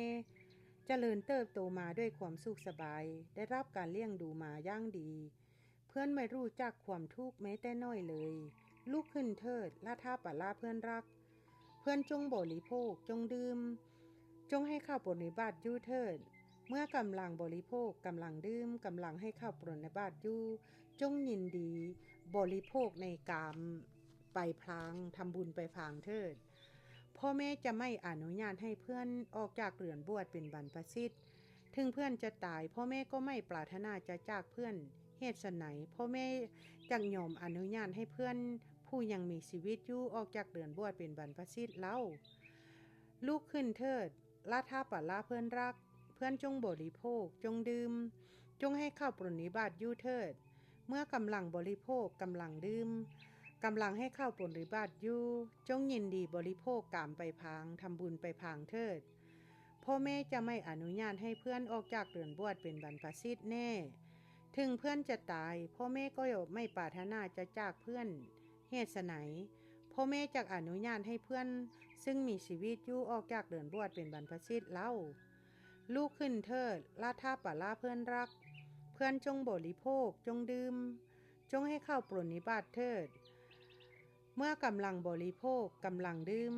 กำลังให้เข้าปรนนิบัติอยู่จงยินดีบริโภคกามไปพลางทำบุญไปพลางเถิดพ่อแม่จะไม่อนุญาตให้เพื่อนออกจากเรือนบวชเป็นบรรพชิตถึงเพื่อนจะตายพ่อแม่ก็ไม่ปรารถนาจะจากเพื่อนเหตุไฉนพ่อแม่จักอนุญาตให้เพื่อนซึ่งมีชีวิตออกจากเรือนบวชเป็นบรรพชิตเล่าเมื่อสหายเล่านั้นก้าวย่างนี้แล้วราธาปาละกุลบุตรก็ได้นิ่งเสยแม้ครั้งที่สองละถึงแม้ครั้งที่สามพวกเพื่อนของราธาปาละกุลบุตรได้กล่าวว่าราธาปาละเพื่อนรักเพื่อนเป็นลูกชายคนเดียวเป็นที่รักที่ชอบใจของพ่อแม่เจริญเติบโตมาด้วยความสุขสบายได้รับการเลี้ยงดูมาอย่างดีเพื่อนไม่รู้จักความทุกข์แม้แต่น้อยเลยลุกขึ้นเถิดราธาปาละเพื่อนรักเพื่อนจงบริโภคจงดื่มจงให้เข้าปรนนิบัติอยู่เถิดเมื่อกำลังบริโภคกำลังดื่มกำลังให้เข้าปรนนิบัติอยู่จงยินดีบริโภคกามไปพางทำบุญไปพางเถิดพ่อแม่จะไม่อนุญาตให้เพื่อนออกจากเรือนบวชเป็นบรรพชิตถึงเพื่อนจะตายพ่อแม่ก็ไม่ปรารถนาจากเพื่อนเหตุไฉนพ่อแม่เล่านั่นจักอนุญาตให้เพื่อนซึ่งมีชีวิตอยู่ออกจากเรือนบวชเป็นบรรพชิตเล่าลูกขึ้นเถิดราธาปาละเพื่อนรักเพื่อนจงบริโภคจงดื่มละถึงเพื่อนจะตายพ่อแม่ก็ไม่ปรารถนาจากเพื่อนเหตุไฉนพ่อแม่เล่านั่นจักอนุญาตให้เพื่อนซึ่งมีชีวิตอยู่ออกจากเรือนบวชเป็นบรรพชิตเล่าแม้ครั้งที่สามราธาปาละกุลบุตรก็นิ่งเสยลำดับนั่นพวกเพื่อนของราธาปาละกุลบุตรพากันไปหามารดาบิดาของราธาปาละกุลบุตรถึงที่อยู่แล้วกล่าวว่าคุณพ่อคุณแม่ราธาปาละกุลบุตรนี่นอนบนพื้นที่ไม่มีเครื่องปูลาดหน้าที่นั่นเองด้วยตั้งใจว่าเราจะตายเลยจากได้บวชก็ที่อยู่ตรงนี้แหละถ้าคุณพ่อคุณแม่ไม่ยอมให้ราธาปาละกุลบุตรออกจากเรือนบวชเป็นบรรพชิตเขาจะตายหน้าที่ตรงนั้นแน่แต่ถ้าคุณพ่อคุณแม่อนุญาตให้ราธาปาละกุลบุตรออกจากเรือนบวชเป็นบรรพชิตคุณพ่อคุณแม่ก็ได้เห็นเขาแม้บวชแล้วหากราธาปาละกุลบุตรจักไม่ยินดีในการออกจากเรือนบวชเป็นบรรพชิตเขาจะมีทางไปที่ไหนอื่นเล่าก็จะกลับมาที่บ้านนี่นั่นเองขอคุณพ่อคุณแม่จงอนุญาตให้ราธาปาละกุลบุตรออกจากเรือนบวชเป็นบรรพชิตเถิดมารดาบิดากล่าวว่าลูกทั้งหลายพ่อแม่อนุญาตให้ราธาปาละกุลบุตรออกจากเรือนบวชเป็นบรรพชิตได้แต่เขาบวชแล้วต้องมาเยี่ยมพ่อแม่บ้างต่อมาพวกเพื่อนพากันเข้าไปหาราธาปาละกุลบุตรถึงที่อยู่แล้วได้กล่าวว่าเชิญลูกขึ้นเถิดราธาปาละเพื่อนรักคุณพ่อคุณแม่อนุญาตให้เพื่อนออกจากเรือนบวชเป็นบรรพชิตแล้วแต่เพื่อนบวชแล้วต้องมาเยี่ยมคุณพ่อคุณแม่ของเพื่อนบ้างราธาปาละกุลบุตรบวชและบรรลุพระอรหันต์ครั้งนั้นราธาปาละกุลบุตรลุกขึ้นบำรุงร่างกายให้เกิดกำลังแล้วเข้าไปเฝ้าพระผู้มีพระภาคถึงที่ประทับถวายอภิวาทแล้วนั่งหน้าที่สมควรได้กราบทูลพระผู้มีพระภาคว่าข้าแต่พระองค์ผู้เจริญมารดาบิดาอนุญาตให้ข้าพระองค์ออกจากเรือนบวชเป็นบรรพชิตแล้วขอพระผู้มีพระภาคทรงให้ข้าพระองค์บวชเถิดราธาปาละกุลบุตรได้บรรพชาอุปสมบทแล้วในสำนักของพระผู้มีพระภาคครั้งนั้นเมื่อท่านราธาปาละอุปสมบทแล้วไม่นานพอได้ครึ่งเดือนพระผู้มีพระภาคประทับอยู่ในทุลโกธิตานิคมตามความยินดีเสด็จจาริกไปทางกรุงสาวัตถีเสด็จเที่ยวจาริกไปตามลำดับจนถึงกรุงสาวัตถีได้ยินว่าพระผู้มีพระภาคประทับอยู่ณพระเชตวันอารามของอนาถบิณฑิกาเศรษฐีเขตกรุงสาวัตถีครั้งนั้นท่านพระราธาปาละหลีกออกไปอยู่รูปเดียวไม่ประมาทมีความเพียรอุทิศกายและใจอยู่ ไม่นานนักก็ได้ทำให้แจ้งประโยชน์ยอดเยี่ยมอันเป็นที่สุดแห่งพรหมจรรย์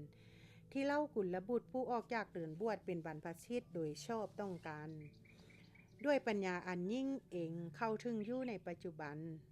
รู้ชัดว่าศาสตร์สิ้นแล้วอยู่จบพรหมจรรย์แล้วทำกิจที่ควรทำเสร็จแล้วไม่มีกิจอื่นเพื่อความเป็นอย่างนี้อีกต่อไปท่านพระรัตถปัลละได้เป็นพระอรหันต์องค์หนึ่งในบรรดาพระอรหันต์ทั้งหลายครั้งนั้นท่านพระรัตถปัลละเข้าไปเฝ้าพระผู้มีพระภาคถึงที่ประทับถวายอภิวาทแล้วนั่งหน้าที่สมควรได้กราบทูลพระผู้มีพระภาคว่าข้าแต่พระองค์ผู้เจริญข้าพระองค์ปรารถนาจะไปเยี่ยมมารดาบิดาถ้าพระผู้มีพระภาคทรงอนุญาตข้าพระองค์พระผู้มีพระภาคทรงมนสิการกำหนดใจของท่านพระรัตถปัลละด้วยพระฤทัยแล้วทรงทราบชัดว่ารัตถปัลละกุลบุตรไม่สามารถ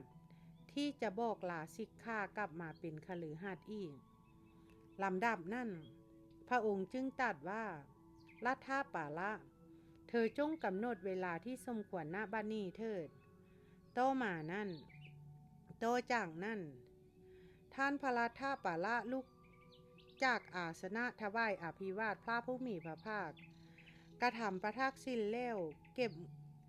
งำเสนาสนะถือบาทและจีวรจาริกไปทางทุลโกทิตานิคมเที่ยวจาริกไปตามลำดับจนถึงทุลโกทิตานิคมแล้วได้ยินว่าท่านพระรัตถปัลละพักอยู่ณพระราชอุทยานชื่อมิคาจิละของพระเจ้าโกรัพยะในทุลโกทิตานิคมนั่นคันเวลาเศร้าท่านพระรัตถปัลละของอันตราวาสกถือบาทและจีวรเข้าไปบิณฑบาตยังทุลโกทิตานิคมคณะเที่ยวบิณฑบาตในทุลโกทิตานิคมตามลำดับตรอกได้เข้าไปจนถึงนิเวศของบิดาของตนเวลานั้นบิดาของท่านพระรัตถปัลละกำลังให้สร้างกันบกสร้างพรมอยู่ที่ซุ้มประตูกลางได้เห็นท่านพระรัตถปัลละกำลังมาแต่ไกลแล้วได้กล่าวว่าพวกสมณะโลนเล่านี่บวชลูกชายคนเดียวผู้เป็นที่รักเป็นที่ชอบใจของเราก่อนไปหน้าไม้นะมาเบิ้งเสิงอัดซุ้มประตูกลางนะเพื่อนบอกว่าในที่นี่นะหมายถึงซุ้มประตูที่ซี่ของเรือนที่มี7ซุ้มประตูนะเพื่อนบอกจังสั้นเขาอ่านต่อกันไหนครั้งนั้นท่านพระรัตถปัลละไม่ได้รับคำตอบที่บ้านบิดาของท่านเองที่แท้ได้แต่คำด่าเท่านั้นสมัยนั้นทาสหญิงของญาติของท่านพระรัตถปัลละกำลังจะทิ้งขนมกุมมาศข้างคืนท่านพระรัตถปัลละได้กล่าวกับทาสหญิงของญาตินั้นว่าน้องหญิงถ้าจะทิ้งสิ่งนั้นก็จงใส่ในบาตรของอาตมานี่เถิดขณะที่ทาสหญิงของญาติของท่านกำลังเคี่ยขนมกุมมาศข้างคืนนั่นลงในบาตรก็จำเข้ามือเท้าและนำเสียงของท่านพระรัตถปัลละได้พระรัตถปัลละฉันขนมบูดครั้งนั้นทาสหญิงของญาติของท่านพระรัตถปัลละได้เข้าไปหามารดาของท่านพระรัตถปัลละถึงที่อยู่แล้วได้กล่าวว่าคุณนายเจ้าขาโปรดทราบเถิดว่าพระรัตถปัลละบุตรของคุณนายกลับมาแล้วมารดาของท่านพระรัตถปัลละกล่าวว่าหนูเอ๋ยถ้าเธอพูดจริงฉันจะปลดปล่อยเธอให้เป็นไทยมารดาของท่านพระรัตถปัลละเข้าไปหาบิดาของท่านพระรัตถปัลละถึงที่อยู่และได้กล่าวว่าเดชะบุญท่านขหบดีท่านรู้ไหมได้ยินว่ารัตถปัลละกุลบุตรกลับมาแล้วเวลานั้นท่านพระรัตถปัลละนั่งพิงผ้าเรือน แห่งหนึ่งสั่นขนมกุมมาศข้างคืนโยมบิดาเข้าไปหาท่านพระราธาปาละถึงที่อยู่แล้วได้ถามว่าอะไรกันพ่อราธาปาละลูกสั่นขนมกุมมาศข้างคืนหรือลูกควรไปเรียนของตนมิใช่หรือท่านพระราธาปาละตอบว่าขหาบดีอาตมาภาพผู้ออกจากเรือนบวชเป็นบรรพชิตจะมีเรือนได้ที่ไหนอาตมาภาพไม่มีเรือนอาตมาภาพได้ไปเรือนของโยมมาแล้วในเรือนนั่นอาตมาภาพไม่ได้รับทานไม่ได้รับคำตอบเลยได้แต่คำด่าอย่างเดียวบิดากล่าวว่ามาเถิดลูกราธาปาละพวกเราจะไปเรือนด้วยกันคำว่าถามเนาะในที่นี้เพิ่นบอกว่าในที่นี้หันหมายถึงไถยธรรมนั่นเองท่านพระราธาปาละกล่าวว่าย่าเลยขหาบดีวันนี้อาตมาภาพสั้นอิ่มแล้วบิดากล่าวว่าพ่อราธาปาละถ้าเส้นนั่นขอท่านจงรับนิมนต์ชั้นภัตตาหารในวันพรุ่งนี้เถิดท่านพระราธาปาละรับนิมนต์โดยดุษณีภาพแล้วลำดับนั่นบิดาของท่านพระราธาปาละทราบอาการที่ท่านพระราธาปาละรับนิมนต์แล้วจึงเข้าไปอย่างนิเวศของตนแล้วให้คนเงินและทองมากองเป็นกองใหญ่ให้เอาเสื้อลำแผ่นปิดไว้แล้วเรียกภรรยาเก้าของท่านพระราธาปาละมาก้าวว่ามาเถิดแม่สาวๆทั้งหลายพวกเธอเคยแต่งตัวด้วยเครื่องประดับสำหรับใดแล้วจงเป็นที่รักเป็นที่ชอบใจของราธาปาละกุลบุตรเมื่อครั้งก่อนจงแต่งตัวด้วยเครื่องประดับสำหรับนั้นเถิดครั้งนั้นเมื่อล่วงราตรีนั่นไปบิดาของท่านพระราธาปาละได้สั่งให้ตกแต่งของเขี้ยวของสั้นย่างประณีตไว้ในนิเวศของตนแล้วใส่คนไปบอกเวลาแก่ท่านพระราธาปาละว่าพระราธาปาละได้เวลาแล้วภัตตาหารเสร็จแล้วคันเวลาเศร้า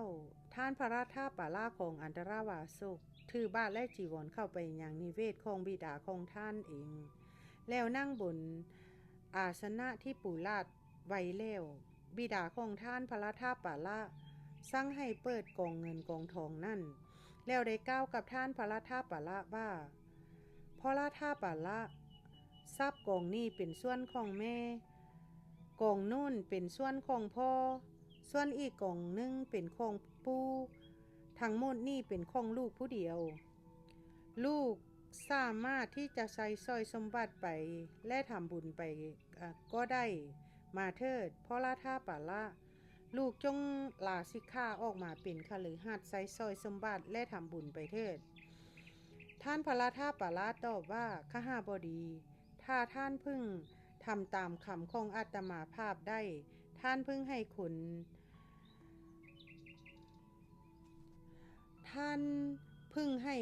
คนกองเงินกองทองนี่ไส้เกวียนแล้วเข้าไปไส้เกวียนแล้วให้เข้าเข็นไปทิ้งไว้ที่กลางกระแสแม่น้ำคงคาเถิดข้อนั่นเพราะเหตุไรพ่อโศกะความเศร้าโศกปริเทวะความคร่ำควรทุกความทุกข์กายโทมนัสความทุกข์ใจและอุปญาตความคับแค้นใจมีทรัพย์นั่นเป็นเหตุจะเกิดขึ้นแก่ท่านลำดับนั่นพวกภรรยาเก้าของท่านพระราธาปาละจับที่เท้าขุน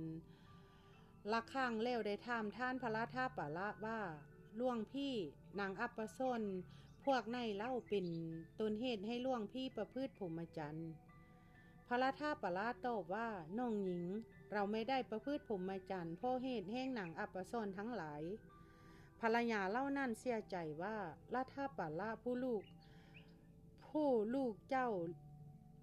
เรียกพวกเราว่าน้องหญิงจึงล่มสลบอยู่ณที่นั่นข้างนั่นท่านพระราธาปาละได้กล่าวกับบิดาว่าขหบดีถ้าท่านจะถวายอาหารก็จงถวายเถิดอย่าให้อาตมาภาพลำบากเลยบิดากล่าวว่าสั้นเถิดพระราธาปาละภัตตาหารเสร็จแล้ว ต่อจากนั้นบิดาของท่านพระราชาปละได้อังคาดท่านพระราชาปละโดยคงเขี้ยวคงสั้นอันปานีตถวายให้ชั้นจนอิ่มน้ำโดยมือคงตนพระราชาปละแสดงธรรมครั้งนั้นท่านพระราชาปละสั้นเสร็จและละมือจากบาทแล้วได้ยืนกล้าวคาถาเล่านี้ว่าโยมจงดูอาตมาอันวิจิตรมีกายเป็นแผลที่คุมกันอยู่กระชับกระส่ายเป็นที่ดำรีของสนเป็นอันมากไม่มีความยั่งยืนมั่นคงก่อนไปหน้าไม้นะมาเบิ่งเสิงอัดมีกายเป็นแผลเนาะเพิ่นบอกว่าหมายถึงแผลเก้าแห้งคือดวงตาสองทรงหูสองทรงจมูกสองทรงปากหนึ่งทรงปัสสาวะมักหนึ่งทรงอุจจาระมักหนึ่งเนาะเพิ่นบอกไว้จังซั่นแล้วก็ที่คุมกันอยู่หั่นหมายถึงคุมกันอยู่ด้วยกระดูก300ท่อนด้วยเส้นเอ็น900เส้นปูคุมด้วยกล้ามเนื้อ900มัดแล้วก็กระสับกระส่ายหั่นหมายถึงกระสับกระส่ายอยู่เป็นนิดเพราะความแก่โรคภัยและกิเลสนี่อันนี้เลยความเจ็บความปวดความแก่ความงอกกระเต็ม ฉะนั้นขณะของอันต่อโยมจงดูรูปอันวิจิตรด้วยแก้วมณีและกุนทนมีกระดูกอันนั่งห่มห่อไว้งามด้วยผ้าเท้าที่ย่อมด้วยคลังซี่สดหน้าที่ไล่ถาด้วยจุลนะพอจะโลกขนโง่ให้ลงไล่ได้แต่จะโลกขนผู้สว่างผู้แสวงหาฟังคือนิพพานไม่ได้ผมที่ตบแต่งเป็นหล่นดั้งตามากลูกตาที่เยิ่มด้วยยายอดพอจะโลกขนโง่ได้แต่จะโลกขนที่แสวงหาฟังไม่ได้กายที่มีสภาพเปื้อยเน่าเป็นธรรมดาซึ่งตกแต่งแล้วเหมือนกองยายอดตาไม่อันงดงามพอจะโลกขนโง่ได้แต่จะโลกขนผู้แสวงหาฟังไม่ได้ท่านเป็นดั้งผ่านเนื้อวางบ่วงไว้แต่เนื้อไม่ติดบ่วงเมื่อผ่านเนื้อกำลังคล่ำขวัญอยู่เรากินเนื้อแล้วก็ลีกไปลำดับนั่นท่านพระราชาปละยืนกล้าวคาถาเล่านี่แล้วจึงเข้าไปยังพระราชอุทยานมีข้าจิละของพระเจ้าโกรพยะแล้วนั่งภาคกลางวันอยู่ที่โคนไม้แห่งหนึ่งข้างนั้น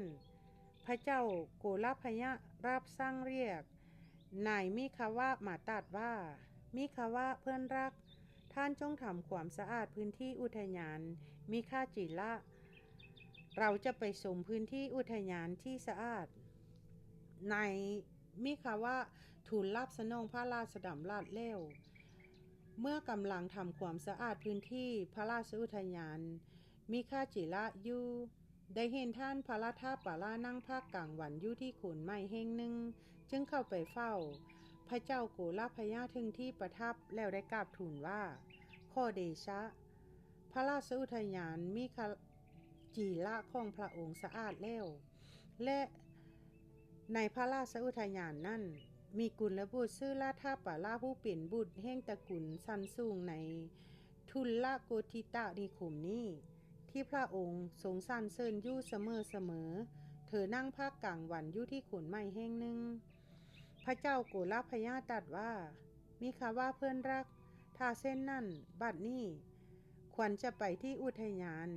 พวกเราจะไปหาพระคุณเจ้าราธาปละในบ้านนี้เลยครั้งนั้นพระเจ้าโกรพยะรับสั่งว่าของเที่ยวของบริโภคที่จัดเตรียมไว้ที่จัดเตรียมไปยังอุทยานนั่นท่านทั้งหลายจงแจกจ่ายให้หมดเสียเถิดแล้วรับสั่งให้จัดยานพาหนะคันงามๆหลายคันส่งขึ้นพาหนะคันงามเสด็จออกจากทุลโกธิตานิคมด้วยยานพาหนะคันงามๆตามเสด็จด้วยราชานุภาพอย่างยิ่งใหญ่เพื่อทรงเยี่ยมท่านพระราชาปละ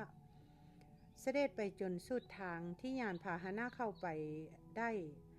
จึงเสด็จลงจากยานเสด็จพระราชดำเนินไปด้วยพระบาทพร้อมด้วยบริษัทสั้นสูง เข้าไปหาท่านพระราชาปละถึงที่อยู่แล้วได้สนทนาปราศัยพอเป็นที่บันเทิงใจพอเป็นที่ระลึกถึงกันแล้วประทับยืนหน้าที่สมควรได้รับสั่งว่านิมนต์พระคุณเจ้าราชาปละนั่งบนเครื่องราชนี้เถิด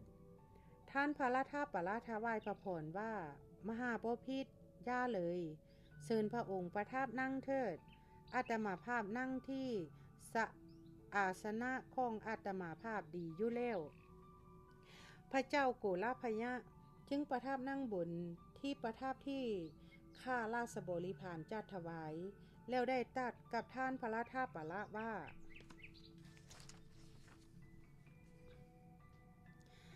ความเสื่อมสี่ประการพระคุณเจ้าราชาปละความเสื่อมสี่ประการนี้ที่คนบางคนในโลกนี้ประสบเข้าแล้วย่อมโกนผมและนวลนุ่งห่มผ้ากาสาวพัดออกจากเหลือนบวชเป็นบรรพชิต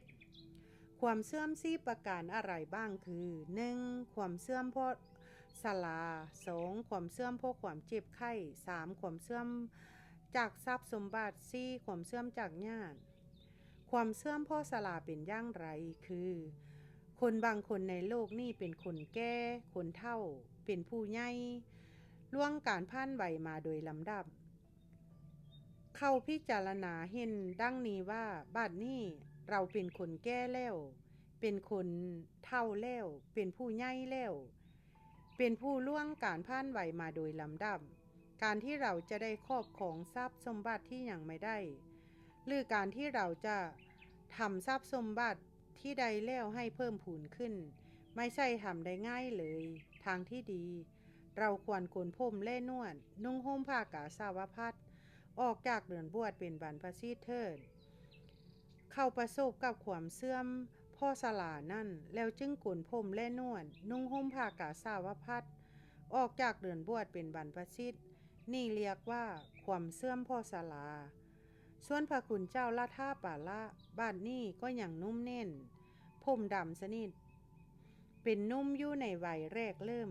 ไม่มีความเสื่อมพ่อสลานั่นเลยพระคุณเจ้าราชาปละรู้เห็นหรือได้ฟังอะไรจึงออกจากเรือนบวชเป็นบรรพชิต 1. ความเสื่อมเพราะความเจ็บไข้เป็นอย่างไรคือคนบางคนในโลกนี้มีความเจ็บไข้มีทุกข์เจ็บหนักเข้าพิจารณาเห็นดังนี้ว่าบัดนี้เราเป็นคนมีความเจ็บไข้มีทุกข์เจ็บหนักการที่เราจะได้ครอบครองทรัพย์สมบัติที่ยังไม่ได้หรือการที่เราจะทำทรัพย์สมบัติที่ใดแล้วให้เพิ่มพูนขึ้นไม่ใช่ทำได้ง่ายเลยทางที่ดีเราควรโกนผมและนวดนุ่งห่มผ้ากาสาวพัดออกจากเรือนบวชเป็นบรรพชิตเถิดเข้าประสบกับความเสื่อมเพราะความเจ็บไข้นั่นแล้วจึงโกนผมและนวดนุ่งห่มผ้ากาสาวพัดออกจากเรือนบวชเป็นบรรพชิตนี่เรียกว่าความเสื่อมเพราะความเจ็บไข้ส่วนพระคุณเจ้าราชาปละบัดนี้เป็นผู้มีสุขภาพมีโลคาผ่านน้อยประกอบด้วยไฟธาตุที่ย่อยอาหารสม่ำเสมอไม่เย็นนักไม่ร้อนนักไม่มีความเสื่อมเพราะความเจ็บไข้นั่นเลยพระคุณเจ้าราชาปละรู้เห็นหรือได้ฟังอะไรจึงออกจากเรือนบวชเป็นบรรพชิต 2. ความเสื่อมจากทรัพย์สมบัติเป็นอย่างไรคือคนบางคนในโลกนี้เป็นคนมั่งคั่งมีทรัพย์มากมีสมบัติมากทรัพย์สมบัติเล่านั่นของเขาถึงความสิ้นไปโดยลำดับเขาพิจารณาเห็นดังนี้ว่าเมื่อก่อนเราเป็นคนมั่งคั่งมีทรัพย์มากมีสมบัติมากทรัพย์สมบัติเล่านั่นของเราถึงความสิ้นไปโดยลำดับแล้วการที่เราจะได้ครอบครองทรัพย์สมบัติที่ยังไม่ได้หรือการที่เราจะทำทรัพย์สมบัติที่ใดแล้วให้เพิ่มพูนขึ้นไม่ใช่ทำได้ง่ายเลยทางที่ดีเราควรโกนผมและนวดนุ่งผมผ้ากาสาวพัดออกจากเรือนบวชเป็นบรรพชิตเถิดเข้าประกอบด้วยความเสื่อมจากทรัพย์สมบัตินั่นจึงโกนผมและนวดนุ่งห่มผ้ากาสาวพัดออกจากเรือนบวชเป็นบรรพชิตนี่เรียกว่าความเสื่อมจากทรัพย์สมบัติส่วนพระคุณเจ้าราชาปละเป็นบุตรของตระกูลสั้นซุง ในทุนละโกทิตานิคมนี้ไม่มีความเชื่อมจากสมบัตินั่นพระคุณเจ้าละท่าปะละรู้เห็นหรือได้ฟังอะไรจึงออกจากเรือนบวชเป็นบรรพชิต 3. ความเชื่อมจากญาติเป็นอย่างไรคือคนบางคนในโลกนี้มีมิตรอำมาตย์ญาติซาโลหิตเป็นอันมากญาติเล่านั่นคงเข้าถึงความสิ้นไปโดยลำดับเขาพิจารณาเห็นดังนี้ว่าเมื่อก่อนเรามีมิตรอำมาตย์ญาติซาโลหิตเป็นอันมากพวกญาติของเรานั่นถึงความสิ้นไปโดยลำดับการที่เราจะได้ครอบครองทรัพย์สมบัติที่ยังไม่ได้หรือการที่เราจะทำทรัพย์สมบัติที่ได้แล้วให้เพิ่มพูนขึ้นไม่ใช่ทำได้ง่ายเลยทางที่ดีเราควรกุนพรมและนวดนุ่งห่มผ้ากาสาวพัดออกจากเรือนบวชเป็นบรรพชิตเถิดเข้าประสบความเสื่อมจากญาตินั่นจึงกุนพรมและนวดนุ่งห่มผ้ากาสาวพัดออกจากเรือนบวชเป็นบรรพชิตนี่เรียกว่าความเสื่อมจากญาติส่วนพระคุณเจ้าละท่าปะละมีมิตรอำมาตย์ญาติซาโลหิตเป็นอันมากในทุนละโกทิตานิคมนี้ไม่มีความเสื่อมจากญาติเลยพระคุณเจ้าละท่าปะละรู้เห็นหรือได้ฟังอะไรจึงออกจากเรือนบวชเป็นบรรพชิต 4. พระคุณเจ้าละท่าปะละความเสื่อม4ประการนี้ที่คนบางคนในโลกนี้ประสบเข้าแล้วจึงกุนพรมและนวดนุ่งห่มผ้ากาสาวพัดออกจากเรือนบวชเป็นบรรพชิตพระคุณเจ้าละท่าปะละไม่มีความเสื่อม4ประการนั่นเลยพระคุณเจ้าละท่าปะละรู้เห็นหรือได้ฟังอะไรจึงออกจากเรือนบวชเป็นบรรพชิตธรรมมุตเทศ4ประการท่านพระราชาปะละถวายพระพรว่ามหาบพิตรมียู่แลที่พระผู้มีพระภาคผู้ทรงรู้ทรงเห็นเป็นพระอรหันตสัมมาสัมพุทธเจ้าพระองค์นั้นทรงแสดงธรรมมุเทศ4ประการที่อาตมาภาพรู้เห็นและได้ฟังแล้วจึงออกจากเรือนบวชเป็นบรรพชิตธรรมมุเทศ4ประการอะไรบ้างคือ 1. พระผู้มีพระภาคผู้ทรงรู้ทรงเห็นเป็นพระอรหันตสัมมาสัมพุทธเจ้าพระองค์นั้นทรงแสดงธรรมมุเทศประการที่1ว่าโลกอันสลานำไปไม่ยั่งยืนที่อาตมาภาพรู้เห็นและได้ฟังแล้วจึงได้ออกจากเรือนบวชเป็นบรรพชิต 2. พระผู้มีพระภาคผู้ทรงรู้ทรงเห็นเป็นพระอรหันตสัมมาสัมพุทธเจ้าพระองค์นั้นทรงแสดงธรรมมุเทศประการที่2ว่าโลกไม่มีผู้ต้านทานไม่เป็นอิสระที่อาตมาภาพรู้เห็นและได้ฟังแล้วจึงได้ออกจากเรือนบวชเป็นบรรพชิต 3. พระผู้มีพระภาคผู้ทรงรู้ทรงเห็นเป็นพระอรหันตสัมมาสัมพุทธเจ้าพระองค์นั้นทรงแสดงธรรมมุเทศประการที่3ว่าโลกไม่มีอะไรเป็นของตนจำต้องละสิ่งทั้งปวงไปที่อาตมาภาพผู้เห็นและได้ฟังแล้วจึงได้ออกจากเรือนบวชเป็นบรรพชิต 4. พระผู้มีพระภาคผู้ทรงรู้ทรงเห็นเป็นพระอรหันตสัมมาสัมพุทธเจ้าพระองค์นั้นทรงแสดงธรรมมุเทศประการที่4ว่าโลกพองอยู่เป็นนิจไม่รู้จักอิ่มเป็นธาตุแห่งตัณหาที่อาตมาภาพรู้เห็นและได้ฟังแล้วจึงได้ออกจากเรือนบวชเป็นบรรพชิตมหาบพิตรพระผู้มีพระภาคผู้ทรงรู้ทรงเห็นเป็นพระอรหันตสัมมาสัมพุทธเจ้าพระองค์นั้นทรงแสดงธรรมมุเทศ4ประการนี้แลที่อาตมาภาพรู้เห็นและฟังแล้วจึงได้ออกจากเรือนบวชเป็นบรรพชิตพระเจ้าโกรพญาตรัสถามว่าท่านพระราชาปะละกล่าวว่าโลกอันสลานำไปไม่ยั่งยืนเนื้อความแห้งผาสิทธิ์นี่จะพึงเห็นได้ยั่งไรท่านพระราชาปะละถวายพระพรว่ามหาบพิตรพระองค์ทรงเข้าพระทัยความข้อนั้นว่ายั่งไรพระองค์เมื่อมีพระชนมายุ 20พรรษาก็ดี25พรรษาก็ดี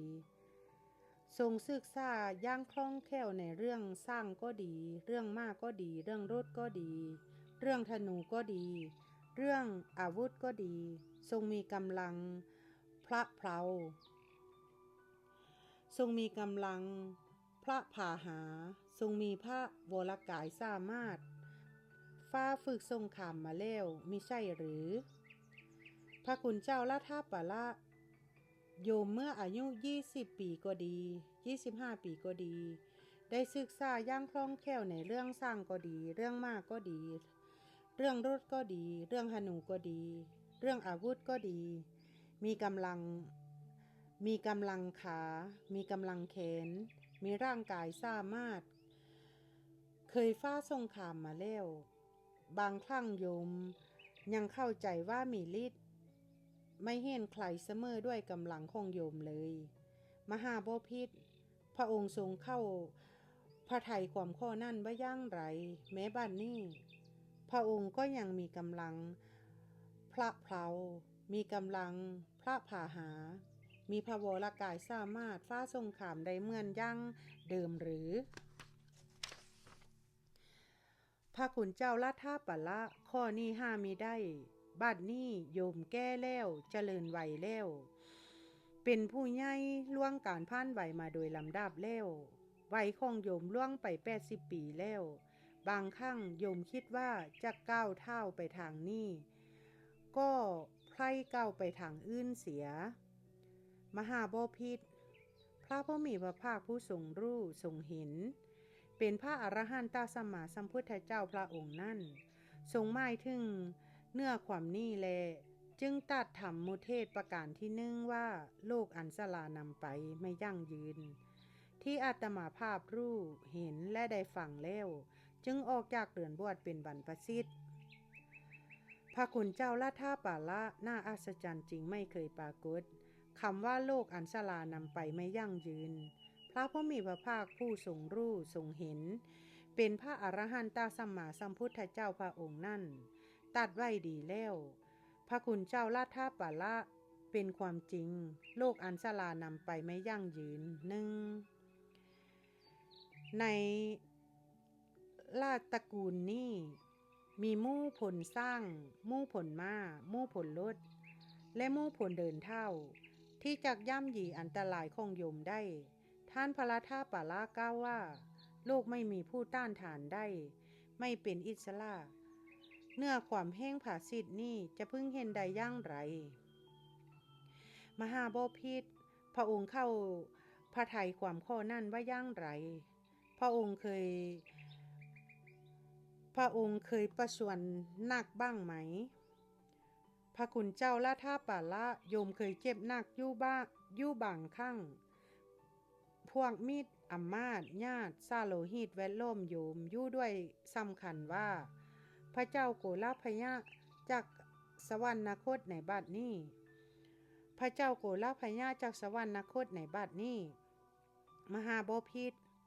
พระองค์ทรงเข้าพระทัยความข้อนั้นว่าอย่างไรพระองค์ได้มิตรอำมาตย์ญาติซาโลหิตที่มหาบพิตรจะขอร้องว่ามิตรอำมาตย์ญาติซาโลหิตผู้เจริญของเราทั้งหมดที่มีอยู่จงมาช่วยแบ่งเวทนานี้ไปด้วยช่วยเราให้ได้เสวยเวทนาเบาลงหรือว่าพระองค์เท่านั้นจะต้องเสวยเวทนานั้นพระคุณเจ้าละท่าปะละโยมจะได้มิตรอำมาตย์ญาติซาโลหิตที่โยมจะขอร้องว่ามิตรอำมาตย์ญาติซาโลหิตทั้งหมดที่มีอยู่จงมาช่วยแบ่งเวทนานี้ไปช่วยเราให้ได้เสวยเวทนาเบาลงหามีได้โยมเองเท่านั้นจะต้องเสวยเวทนานั้นมหาบพิตรพระผู้มีพระภาคผู้ทรงรู้ทรงเห็นเป็นพระอรหันตสัมมาสัมพุทธเจ้าพระองค์นั้นทรงหมายถึงเนื้อความนี้แลจึงตัดธรรมมุเทศประการที่ทรงว่าโลกไม่มีผู้ต้านทานไม่เป็นอิสระที่อาตมาภาพรู้เห็นและได้ฟังแล้วจึงออกจากเรือนบวชเป็นบรรพชิตพระคุณเจ้าละท่าปาละน่าอัศจรรย์จริงไม่เคยปรากฏคำว่าโลกไม่มีผู้ต้านทานไม่เป็นอิสระ พระผู้มีพระภาคผู้ทรงรู้ทรงเห็นเป็นพระอรหันตสัมมาสัมพุทธเจ้าพระองค์นั้นตรัสไว้ดีแล้วพระคุณเจ้าละท่าปะละเป็นความจริงโลกไม่มีผู้ต้านทานไม่เป็นอิสระสองในราชตระกูลนี้มีเงินและทองอยู่ที่พื้นดินและในอากาศมากมายพระคุณเจ้าละท่าปะละกล่าวว่าโลกไม่มีอะไรเป็นของตนจำต้องละสิ่งทั้งปวงไปเนื้อความแห้งผาสิทธิ์นี้จะพึงเห็นได้อย่างไรมหาบพิตรพระองค์ทรงเข้าพระทัยความข้อนั้นว่าอย่างไรบัดนี้พระองค์เอิบอิ่มพังพร้อมด้วยกรรมคุณ5ประการบำเรอพระองค์อยู่สั้นใดพระองค์จักได้ทรงพระราชประสงค์ว่าแม้โลกหน้าเราจักเป็นผู้เอิบอิ่มพลังพร้อมด้วยกรรมคุณ5ประการบำเรอตนอยู่สั้นนั่นเหมือนกันหรือว่าส่วนเล่าอื่นจากปกของทรัพย์สมบัตินี่ส่วนพระองค์ก็จักเสด็จไปตามญาธากรรมพระคุณเจ้าละท่าปะละบ้านนี้โยมเอิบอิ่มพังพร้อมด้วยกรรมคุณ5ประการบำเรอตนอยู่สั้นใดโยมก็จักไม่ได้ตามประสงค์ว่าแม้ในโลกหน้าเราจะเป็นผู้เอิบอิ่มพังพร้อมด้วยกรรมคุณ5ประการบำเรอตนอยู่ชั้นนั้นเหมือนกันที่แท้สุดเล่าอื่นจากปกของทรัพย์สมบัตินี่ส่วนโยมก็จักไปตามญาธากรรมมหาบพิตรพระผู้มีพระภาคผู้ทรงรู้ทรงเห็นเป็นพระอรหันตสัมมาสัมพุทธเจ้าพระองค์นั้นทรงหมายถึงเนื้อความนี้แลจึงตรัสถามมุเทศประการที่3ว่าโลกไม่มีอะไรเป็นของตนจำต้องละสิ่งทั้งปวงไปที่อาตมาภาพรู้เห็นและได้ฟังแล้วจึงออกจากเรือนบวชเป็นบรรพชิตพระคุณเจ้าละท่าปะละน่าอัศจรรย์จริงไม่เคยปรากฏคำว่าโลกไม่มีอะไรเป็นของตนจำต้องละสิ่งทั้งปวงนี้พระผู้มีพระภาคผู้ทรงรู้ทรงเห็นเป็นพระอรหันตสัมมาสัมพุทธเจ้าพระองค์นั่นตรัสไว้ดีแล้วพระคุณเจ้าละท่าปะละเป็นความจริงโลกไม่มีอะไรเป็นของตนจำต้องละสิ่งทั้งปวงไป3ท่านพระราธาปะละกล่าวว่าโลกพองอยู่เป็นนิจไม่รู้จักอิ่มเป็นธาตุแห่งตัณหาเนื้อความแห้งผาสิทธิ์นี้จะพึงเห็นได้อย่างไรมหาบพิตรพระองค์ทรงเข้าพระทัยความข้อนั้นว่าอย่างไรพระองค์ทรงปกครองแคว้นกุลุอันอุดมสมบูรณ์อยู่มิใช่หรือใช่แล้วพระคุณเจ้าละท่าปะละโยมปกครองแคว้นกุลุอันอุดมสมบูรณ์อยู่มหาบพิตรพระองค์ทรงเข้าพระทัยความข้อนั้นว่าอย่างไรราชบุตรของพระองค์ที่แคว้นกุลุนี่เป็นที่เชื่อถือได้เป็นคนมีเหตุผลมาจากทิศตะวันออกเข้ามาเฝ้าพระองค์แล้วกราบทูลอย่างนี้ว่าข้อเดชะมหาราชเจ้าพระองค์ควรทรงทราบว่าข้าพระองค์มาจากทิศตะวันออกในทิศนั่นข้าพระองค์ได้เห็นชนบทใหญ่มั่งคั่งอุดมสมบูรณ์มีประชากรมากมีพลเมืองหน้าแน่นในชนบทนั่นมีหมู่ผลสร้างหมู่ผลม้าหมู่ผลรถหมู่ผลเดินเท้ามีสัตว์ที่มีเขี้ยวงามากมีเงินทองทางที่ยังไม่ได้ล้อมและที่ล้อมแล้วเป็นจำนวนมากในชนบทนั่นสตรีเป็นผู้ปกครองพระองค์สามารถลบชนะได้ด้วยกำลังพลประมาณเท่านั้นข้อพระองค์จงไปลบเอาเถิดมหาราชเจ้าพระองค์จะทรงทำอย่างไรกับชนบทนั่นพระคุณเจ้าละท่าปะละพวกโยมก็ไปลบเอาชนบทนั่นมาครอบครองเสียนาซีมหาบพิตรพระองค์ทรงเข้าพระทัยความข้อนั้นว่าอย่างไรราชบุตรของพระองค์ที่แคว้นกุลุนี่เป็นที่เชื่อถือได้เป็นคนที่มีเหตุผลจากทิศตะวันตกละถึงมาจากทิศเหนือละถึงมาจากทิศใต้ละถึงมาจากสมุทรฝากโน่นเข้ามาเฝ้าพระองค์แล้วกราบทูลอย่างนี้ว่าข้อเดชะมหาราชเจ้าพระองค์ควรทรงทราบว่า ข้าพระองค์มาจากสมุทรฝากโน่นหน้าที่โน่นข้าพระองค์ได้เห็นชนบทใหญ่มั่งคั่งอุดมสมบูรณ์มีประชากรมากมีพลเมืองหน้าแน่นในชนบทนั่นมีหมู่ผลสร้างหมู่ผลม้าหมู่ผลรถหมู่ผลเดินเท้ามีสัตว์ที่มีเขี้ยวงามากมีเงินทองทางที่ยังไม่ได้ล้อมและที่ล้อมแล้วเป็นจำนวนมากในชนบทนั่นสตรีเป็นผู้ปกครองพระองค์สามารถลบชนะได้ด้วยกำลังผลประมาณเท่านั้นข้อพระองค์จงไปลบเอาเถิดมหาราชเจ้าพระองค์จะทรงหำย่างไรกับชนบทนั่นพระคุณเจ้าลาทาปะละพวกโยมก็ไปลบเอาชนบทนั่นมาครอบของเสียนาซีมหาบพิตรพระผู้มีพระภาคผู้ทรงรู้ทรงเห็นเป็นพระอรหันตสัมมาสัมพุทธเจ้าพระองค์นั่นทรงหมายถึงเนื้อความนี้แลจึงตัดธรรมุเทศประการที่สี่ว่า